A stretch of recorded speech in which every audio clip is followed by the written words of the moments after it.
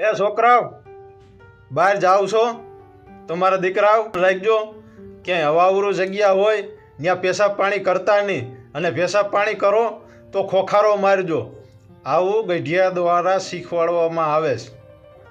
કારણ કે નવા દિવસોની અંદર એવું મગજની અંદર ફિટ થઈ ગયું છે કે ક્યાંય એવી જગ્યાની અંદર પેશાબ પાણી કરી તો ક્યાંય ભૂત થતું હોય છે, ક્યાંય જીણ થતું હોય છે, ક્યાંય સુડેલ થતી હોય છે, ક્યાંય માથા વિનાનો ખવી થતો હોય છે. આવું ભૂત પ્રેત એવું મગજની અંદર નાખી દીધું છે. એટલે હેરખાએ ક્યાંય પેશાબ લાગ્યો હોય તો પેશાબ પાણી કરી શકતા નથી, બોલો. અને મળદના દીકરા ક્યાંય બીજે પેશાબ પાણી ના કરે ને સીધા ઘરે આવે. અરે ભાઈ, આવું મગજમાંથી કાઢી નાખો. કાંઈ આવું હોતું નથી. કોઈ નવા દિવસો હોતા નથી, બધાય દિવસો હરખા જ હોય છે. આ તો આપણા બધું નક્કી કરેલું છે.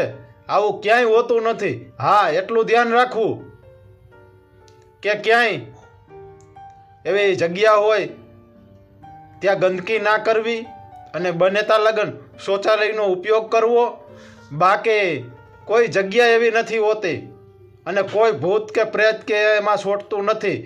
એક પતરી થાય, પતરી ટાણે કરી લેજો, સાર થઈ જાય. આવું ક્યાંય નથી હોતું. અને આવું છોટે ને એટલે મારી પાસે આવેલા આવજો.